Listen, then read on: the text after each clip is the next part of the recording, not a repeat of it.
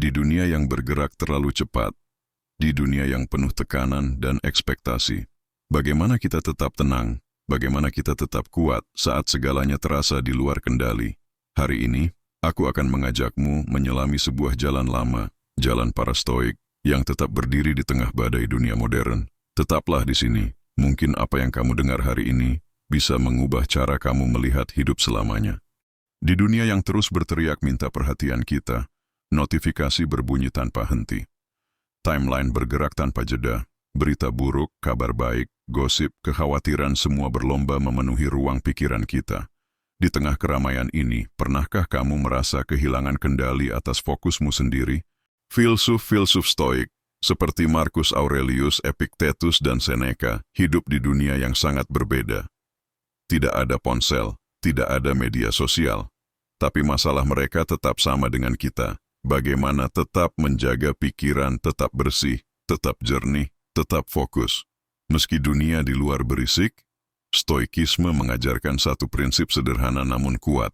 Fokuslah hanya pada apa yang bisa kamu kendalikan, bukan pada opini orang lain, bukan pada berita yang tidak kamu ubah, bukan pada tren yang akan hilang dalam hitungan hari. Yang bisa kita kendalikan hanyalah diri sendiri, pikiran kita, respon kita, pilihan kita. Contoh praktis, ketika notifikasi WhatsApp berbunyi di tengah pekerjaan penting, prinsip stoik mengajarkan kita untuk bertanya, apakah ini dalam kendaliku, apakah ini penting sekarang? Jika jawabannya tidak, kita memilih untuk kembali pada tugas utama kita dengan tenang, dengan sadar. Marcus Aurelius pernah menulis dalam bukunya Meditations, jangan membuang waktu lagi untuk berdiskusi tentang seperti apa seharusnya orang baik itu. Jadilah dia dalam dunia digital. Ini berarti berhenti membandingkan hidup kita dengan layar orang lain. Berhenti mengejar validasi yang tak pernah benar-benar memuaskan. Dan kembali pada apa yang benar-benar berarti, tugas kebaikan ketulusan. Era digital memang penuh distraksi, tapi dengan hati stoik, kita bisa berdiri tegak di tengah badai. Kita bisa memilih untuk tidak tergoda oleh setiap suara yang lewat. Kita bisa memilih untuk hadir sepenuhnya di hidup kita sendiri. Karena di dunia yang terus mencoba menarik kita ke segala arah, kemampuan untuk tetap fokus adalah bentuk kebebasan sejati.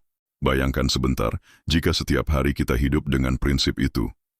Memilih fokus daripada tergoda, memilih tenang daripada terombang-ambing emosi. Di saat orang lain panik mengejar berita terbaru, kita tetap mengerjakan apa yang penting. Di saat dunia menawarkan ribuan hal yang harus kita lihat, kita tahu mana yang sebenarnya berarti. Kita tidak butuh validasi eksternal untuk merasa cukup. Kita sudah cukup dari dalam diri. Epictetus mengajarkan, tidak ada yang benar-benar membuat kita terganggu, kecuali penilaian kita sendiri terhadap peristiwa itu. Artinya, bukan notifikasi, bukan berita viral, bukan komentar negatif yang membuat kita stres. Tapi penilaian kita yang membiarkan semua itu masuk, meracuni pikiran kita. Di era digital, stoikisme mengajarkan kita untuk membangun tembok tak terlihat. Tembok ini bukan untuk mengasingkan diri dari dunia, tapi untuk menjaga kejernihan jiwa. Saat kita membaca komentar buruk, kita tersenyum dan berkata, ini bukan dalam kendaliku. Saat kita melihat orang lain pamer pencapaian, kita berkata, aku bersyukur atas jalanku sendiri. Saat dunia berteriak bahwa kita harus segera bertindak, segera marah, segera ikut gelisah, kita memilih diam, memilih sadar, memilih mengarahkan hidup kita sendiri. Di era yang penuh distraksi ini, menjadi stoik bukan berarti menjadi acuh, bukan berarti menjadi dingin tanpa emosi. Menjadi stoik berarti memiliki ketenangan di dalam. Meski badai berkecamuk di luar, menjadi stoik berarti memilih untuk tidak menjadi budak dari dunia, tapi menjadi tuan atas diri sendiri. Karena pada akhirnya, bukan dunia yang menentukan siapa kita, kitalah yang menentukan diri kita sendiri. Melalui pilihan-pilihan kecil, setiap hari, dengan penuh kesadaran, pagi hari, kita membuka mata. Sebelum sempat mengucap syukur, tangan ini sudah otomatis meraih ponsel, melihat notifikasi, email, WhatsApp, Facebook, dan melihat komentar. Sehari-hari kita dibombardir oleh ribuan suara masing-masing bersaing untuk menjadi pusat perhatian. Tapi stoikisme mengajarkan kita berhenti, tarik napas. Pilih apa yang penting. Kita mulai hari dengan kesadaran, bukan keterburuan. Sebelum menyentuh layar, kita menyentuh hati kita sendiri. Apa niatku hari ini? Apa tugasku? Apa yang benar-benar perlu kulakukan untuk menjadi lebih baik dari diriku kemarin? Di kantor, saat rekan kerja membawa drama, gosip, dan keluhan, kita memilih diam. Kita tidak perlu terlibat dalam setiap perdebatan. Tidak semua opini harus dilawan. Tidak semua hal harus dibuktikan. Seperti kata Seneca, orang yang sibuk mengejar hal-hal yang tidak penting, melupakan bagaimana caranya hidup. Di perjalanan pulang ketika jalanan macet, orang-orang menyerobot, klakson bersahutan. Kita bisa marah, kita bisa frustrasi, atau kita bisa memilih tenang. Memahami bahwa kemacetan bukan dalam kendaliku, tetapi emosiku adalah tanggung jawabku. Di rumah, saat kita bersantai, kita bisa memilih menonton ratusan video tanpa arah, scroll tanpa tujuan, hingga larut malam. Atau kita bisa memilih hening, membaca menulis jurnal merenung. Marcus Aurelius menulis, "Masihkah kamu berpikir bahwa kebahagiaan bergantung pada hal-hal eksternal? Semua yang kamu butuhkan sudah ada dalam dirimu." Setiap hari memberi kita dua pilihan, menjadi korban dunia yang sibuk, atau menjadi kapten dari hidup kita sendiri. Stoikisme bukan tentang lari dari dunia. Stoikisme adalah tentang hidup di tengah dunia, tapi tidak dikuasai olehnya, karena hidup ini terlalu singkat untuk menghabiskannya pada hal-hal yang tidak bermakna. Kita hanya perlu berhenti sejenak mengingat siapa diri kita dan memilih dengan sadar, dengan tenang, setiap hari, setiap momen. Karena filosofi bukan untuk dibaca saja. Filosofi harus dijalani, dibuktikan dalam tindakan-tindakan kecil di tengah kehidupan nyata. Bayangkan ini, pagi ini kamu memulai hari tanpa langsung membuka ponsel. Kamu duduk sejenak, menarik napas dalam-dalam, dan bertanya pada diri sendiri, apa hal terpenting yang harus kulakukan hari ini? Bukan apa yang dunia mau, bukan apa yang orang lain tuntut, tapi apa yang benar-benar berarti untukmu. Satu niat kecil bisa mengubah seluruh arah harimu. Saat seseorang berkata kasar di media sosial, daripada langsung membalas dengan amarah, kamu berhenti sejenak, mengingatkan dirimu, komentar ini bukan kendaliku, responku adalah pilihanku. Kamu tersenyum kecil, lalu meletakkan ponselmu. Bukan karena kamu lemah, tapi karena kamu kuat, karena kamu memilih untuk tidak membuang energi pada hal yang tidak layak. Di tengah pekerjaan, saat notifikasi terus berbunyi, kamu mempraktikkan disiplin. Stoik, menonaktifkan gangguan. Fokus satu tugas dalam satu waktu. Mengerjakan dengan sepenuh perhatian seolah-olah tugas itu adalah tugas terakhir yang pernah bisa kamu lakukan. Saat malam tiba, ketika dunia mulai diam, kamu menutup hari dengan merenung. Apa yang kulakukan dengan baik hari ini? Apa yang bisa kuperbaiki esok hari? Tanpa menghakimi diri, tanpa menyalahkan dunia. Hanya kejujuran dan ketulusan, itulah stoikisme. Bukan tentang menjadi sempurna, tapi tentang menjadi sedikit lebih baik, sedikit lebih sadar dari hari ke hari. Di era digital ini, dunia akan terus berteriak. Akan selalu ada hal baru yang memanggil-manggil perhatian kita. Tapi ketenangan, kejernihan kendali atas diri sendiri, itu adalah hadiah yang kita berikan kepada diri kita sendiri setiap kali kita memilih jalan stoik. Bukan karena dunia berubah menjadi lebih tenang, tapi karena kita menjadi lebih kuat.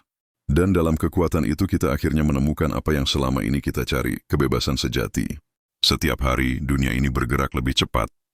Teknologi berkembang, informasi mengalir deras, dan ekspektasi terhadap kita semakin tinggi. Kita harus cepat, kita harus tahu semuanya, kita harus terlihat hebat. Setiap saat, di tengah tekanan itu mudah sekali merasa kalah, mudah sekali merasa tidak cukup. Tapi stoikisme mengingatkan, nilai dirimu bukan dari apa yang dunia lihat, tapi dari siapa dirimu sebenarnya.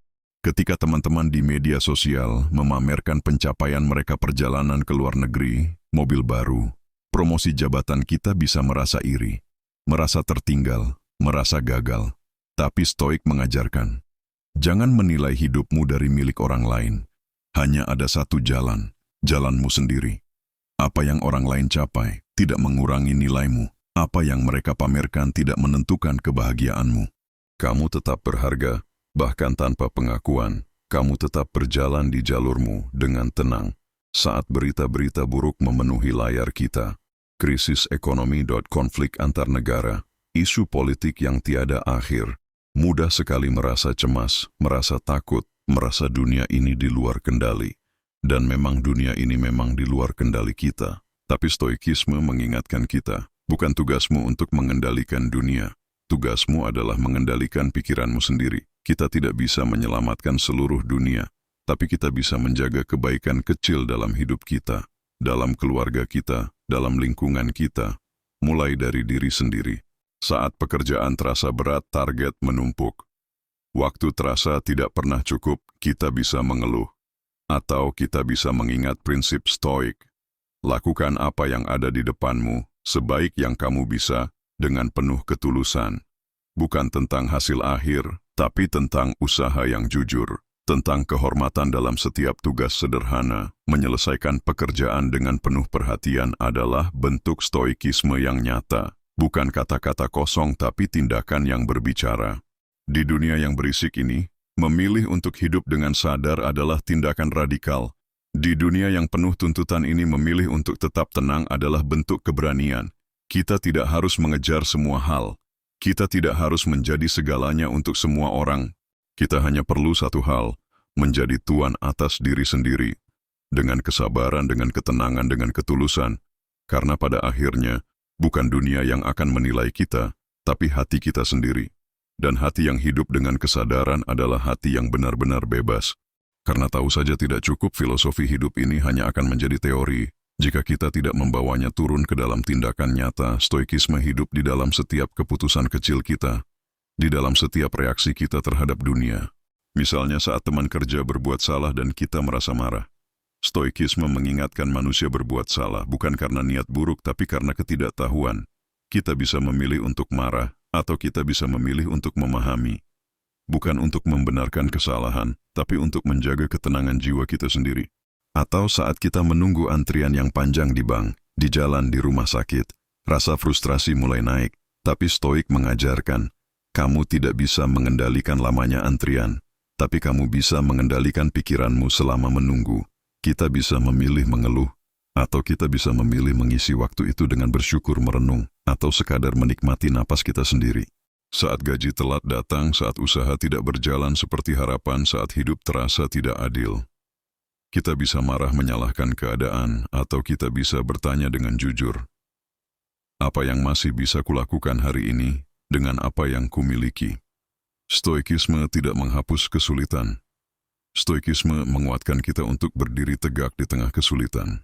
Stoikisme tidak menghindari rasa sakit. Stoikisme mengajarkan kita untuk menghadapinya dengan keberanian. Dan setiap hari, setiap situasi kecil dalam hidup kita adalah ladang latihan untuk itu.